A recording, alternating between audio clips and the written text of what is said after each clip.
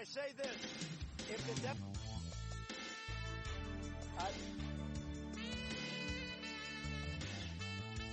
Welcome. It's the Welch Report on the USA Radio Network. I'm James Parker, your co-host filling in, or sub-host, I should say. The phone number 844-723-4687, 844-RADIO-US if you want to jump in on the show. Yeah, so Donald Trump did a press availability. Now, I had it on pause there, so this was in the last hour. It's not contemporary. I'm a little behind here on the DVR. But at the beginning, he was asked a couple questions about the squad, and then it kind of went off, and they asked about Iran and the UK, and then it came back to the squad, and he got asked two more questions about it. This is really dominating the news cycle far more than it should.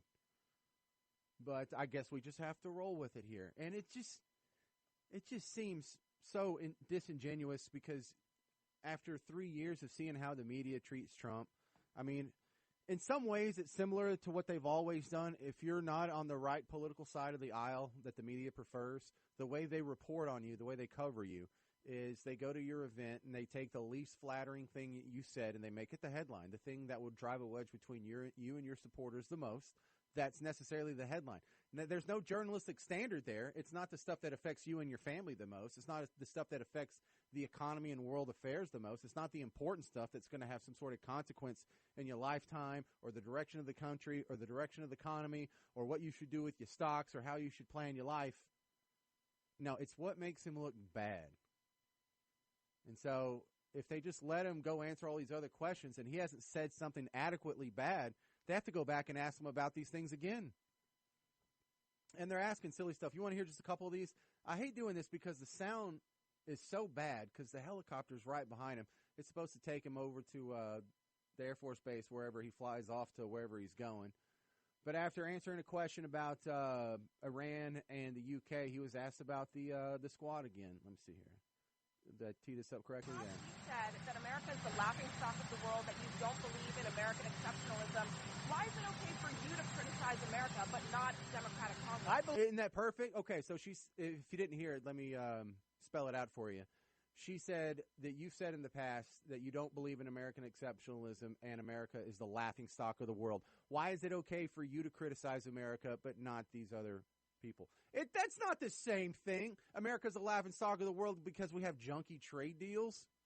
That's not the same thing as saying America is full of racist, sexist, bigot, homophobe, violent gun nuts that are just on the verge of shooting their political opponents if only they hear the wrong collection of words from their political leaders or whatever. You know, every single one of this country's institutions, this is a Beto O'Rourke paraphrase, every single one of this country's institutions was founded and based upon racism and white supremacy. Really? I don't think Trump said all that.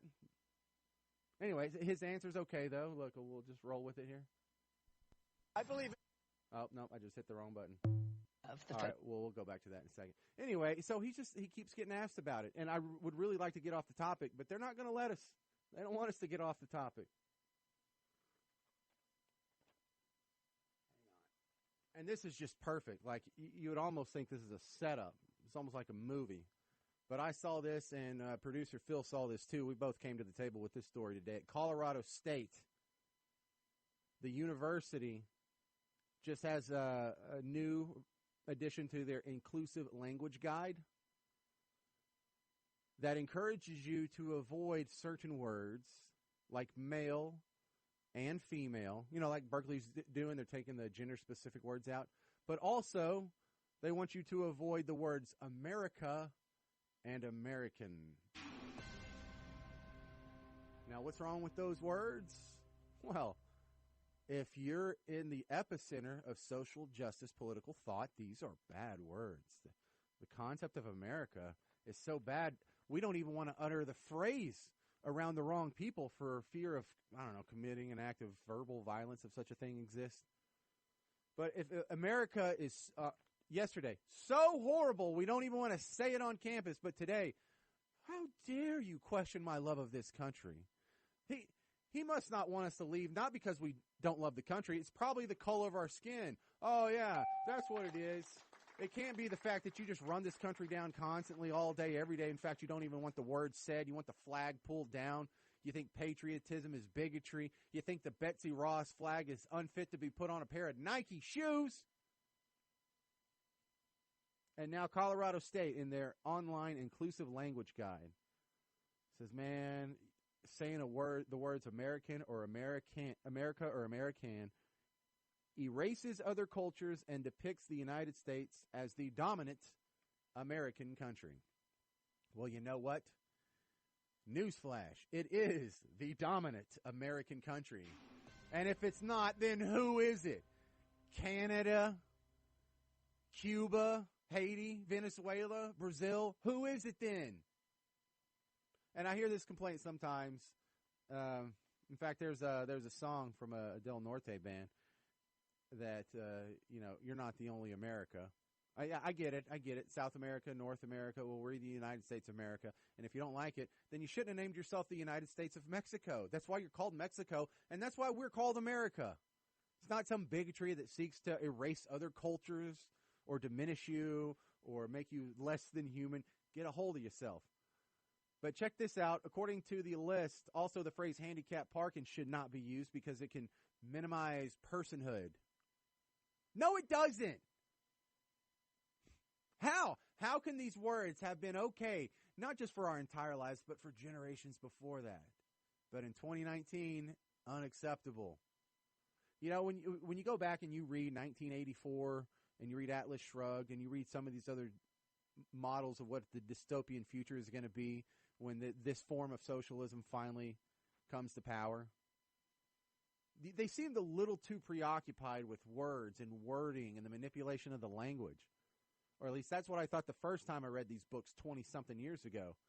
Now it's like, oh my God, did they have a time machine? How did you know that they were going to be so nitpicky on words? And that's the amazing thing that we often forget. Like if you go back and you read 1984, you can be like, yeah, we're halfway there. Well, imagine predicting that in 1948, before we were halfway there. That's amazing. Imagine Atlas Shrugged comes out in like the 50s, and then in the 60s, in the 50s, it was the Equal Employment Opportunity Act, the EEO Act. And then what was it in the 70s when they have the Equal Opportunity Employment Office? It's like EEO. Wow. I know. So they are really all over this language thing, though. They are such babies about language. They're Nazis. They're fascist about language. You can't use the word war. You can't use the word cakewalk, eeny, meeny, miny, mo, Eskimo, freshman, hip, hip, hooray. I don't know what that one's for. You can't say hold down the fort. You can't say starving. You can't say policeman. These are just words and phrases deemed non-inclusive by Colorado State. All right, it's getting to the point. All right, just give me the words that I can say, and I'll follow that. I really thought the speech codes with being on the radio are absolutely ridiculous and silly.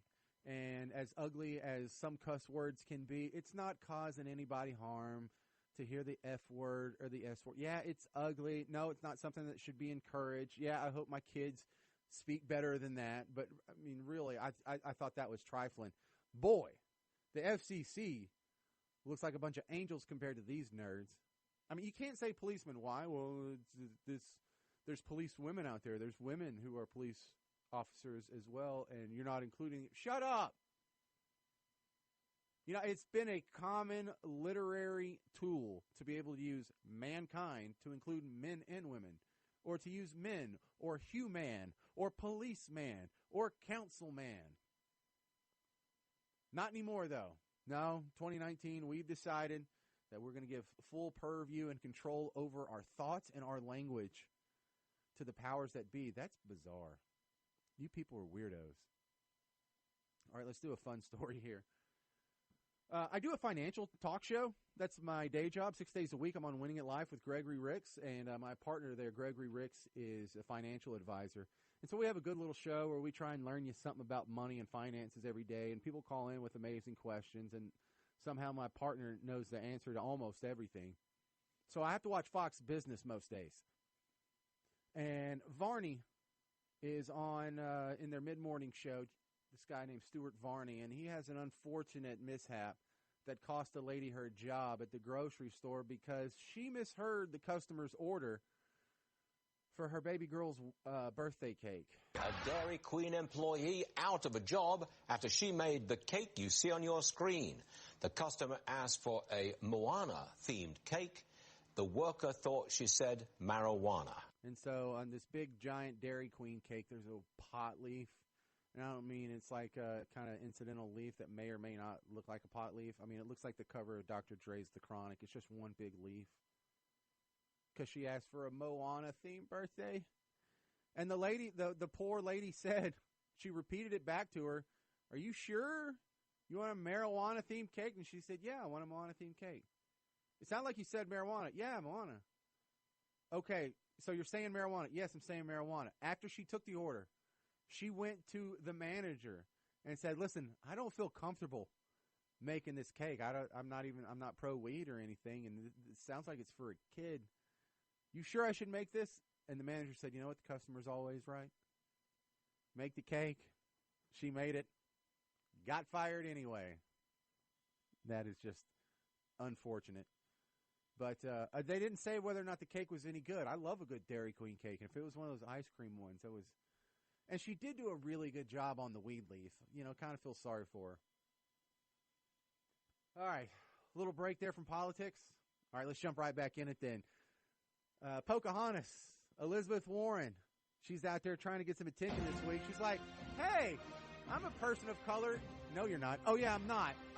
Well, I'm a woman." "Well, this isn't a woman fight, so we're going to have to ignore you." "Okay, well, I am a socialist." "Okay, you're a socialist. What you got?" "Well, I can run down capitalism." "Okay, well, let's hear it." In fact, we now live in an America where Wall Street is sucking value out of the rest of the economy. And we got to put a stop to that. Anyone remember Shopko? Yeah. You know why Shopko's closed?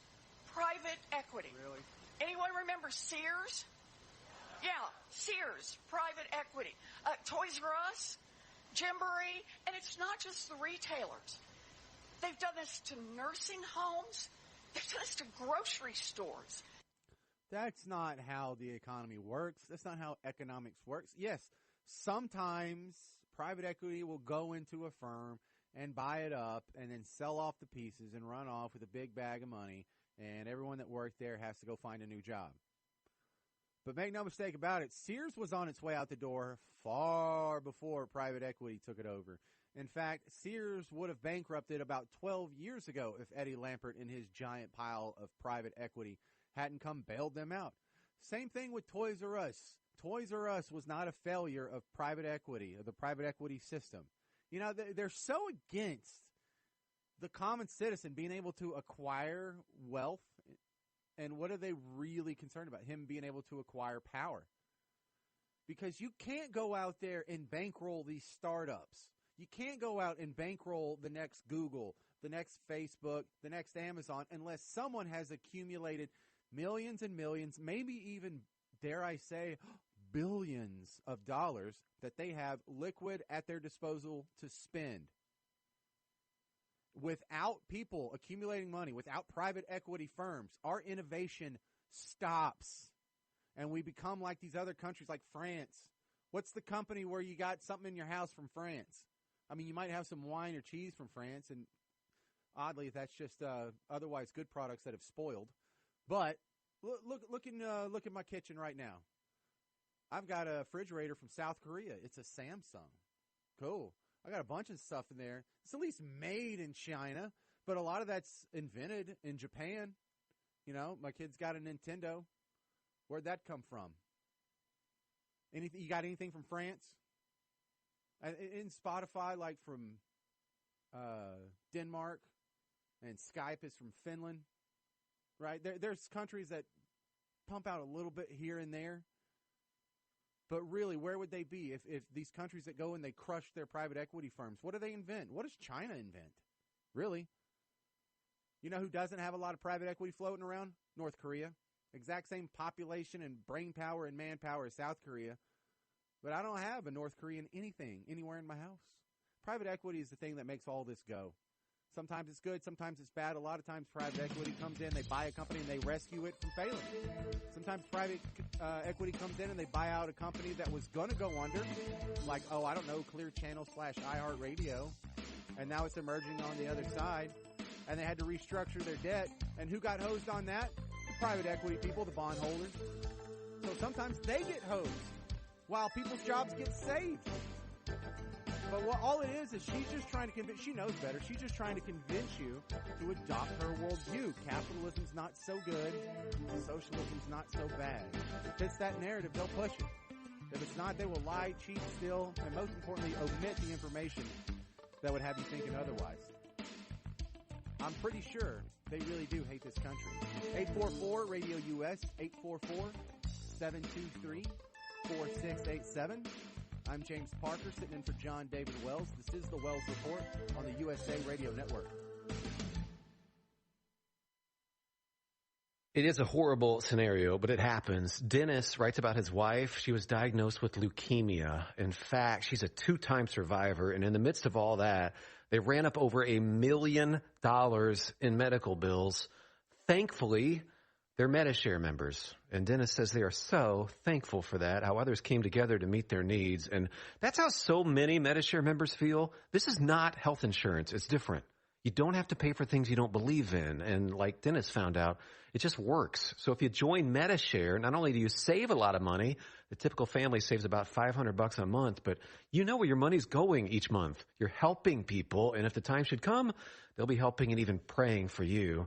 So yes, it's different, and as more than 400,000 people now know when it comes to healthcare costs, different is beautiful. Find out more. Call 833-34-BIBLE. That's 833-34-BIBLE. 833-34-BIBLE. Are you drowning in debt? Are you struggling to make minimum payments? Did you know that on average, a household with at least one credit card struggles with over $15,000 in credit card debt? If this sounds like you, know that it's not your fault. Credit card debt happens to good people. Credit card companies lure you in with low introductory rates and low minimum payments. Before you know it, you're in over your head. National Debt Relief has helped thousands of good people just like you become debt-free with our Debt Reset program that will dramatically reduce your debt down to a fraction of what you owe. Our Debt Reset program is customized to get you debt-free in as little as 24 to 48 months with one low monthly payment. If you owe over $10,000 in credit card debt or even personal loans, call 800-274-9490. There are no upfront fees or out-of-pocket expenses. You don't pay a dime until we succeed. Call now to see how the Debt Reset program can work for you. 800-274-9490. That's 800-274-9490. 800-274-9490. If you're 85 or younger, would you like peace of mind and comfort for your family? We're Final Expense Direct with an urgent message for you. The average funeral today costs over $8,000, but the most you'll get from government benefits is $255. How will your family pay the difference? We can help. Our senior plans start as low as just $1 a day and pay up to $30,000 for a funeral and other final expenses. Peace of mind is easy. There's no medical exam. You'll have lifetime coverage, and your plan can't be canceled as long as you pay your premiums. Call now for free information about our senior plans. Answer a few simple questions and receive approval right on the phone. Plus, call right now and we'll give you a discount prescription card for free. Call 800-561-5716. That's 800-561-5716. Again, 800-561-5716.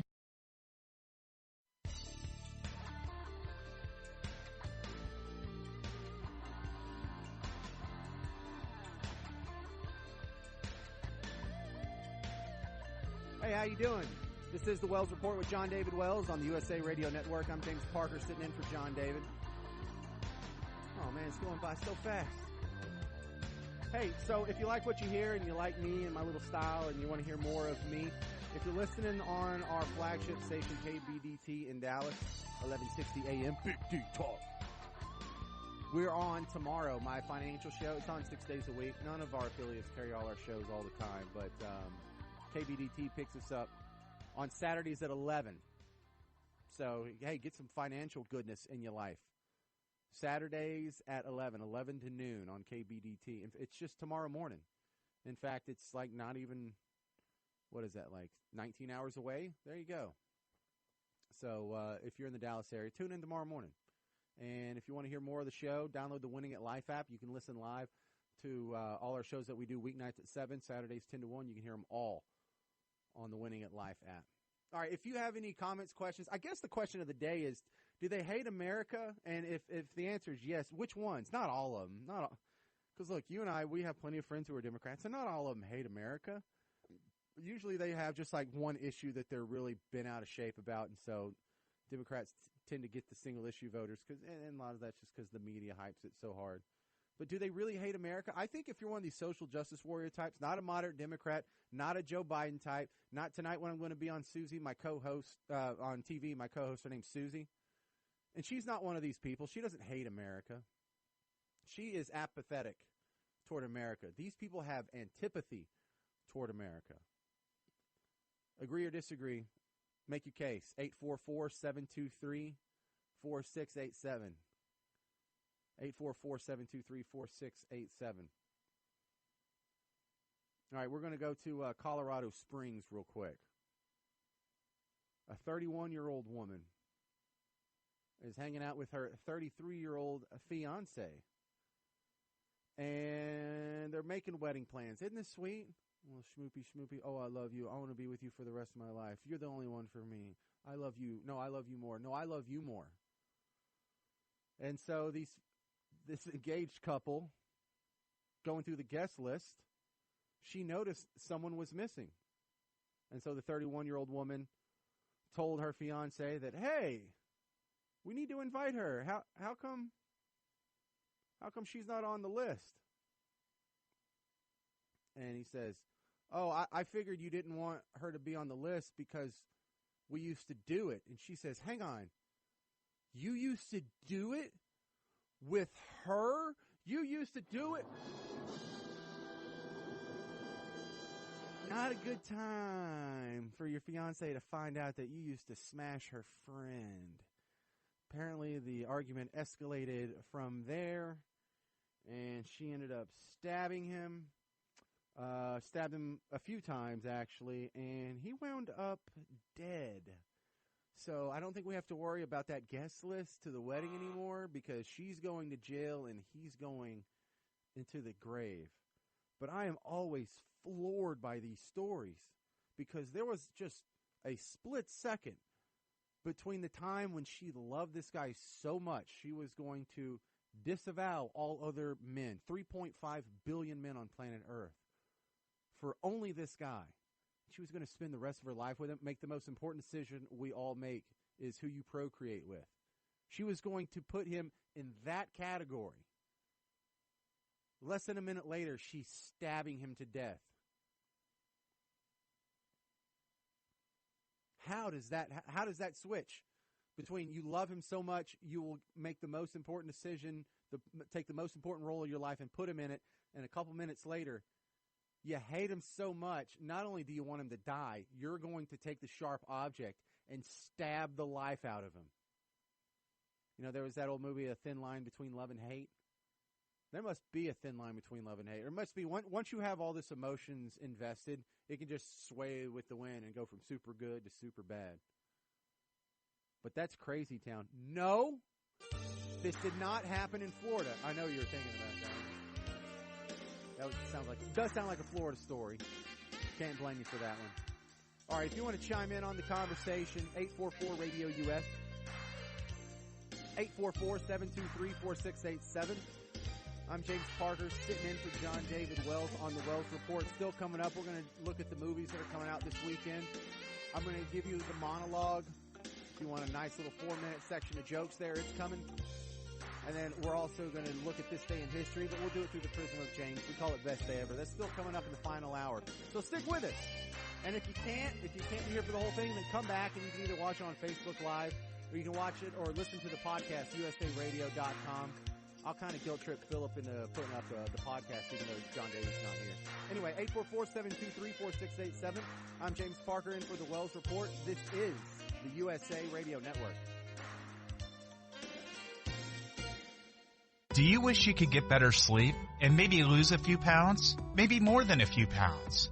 Well, there's this product called Calitrin that helps with both sleep and weight loss. Just listen to what people are saying about it. I've been taking Calitrin for right about 3 months, and I've lost 24 pounds and 19 overall inches. But my sleep has improved. I have so much more energy, and I have the desire to succeed more than ever. Anyone who needs weight loss, more energy, and better sleep, this product really does deliver. I'm Roger.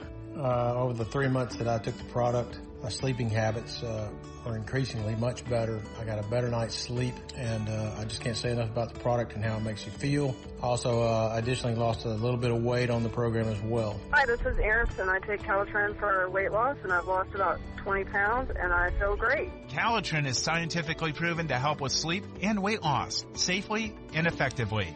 Check it out at toploss.com. That's toploss.com.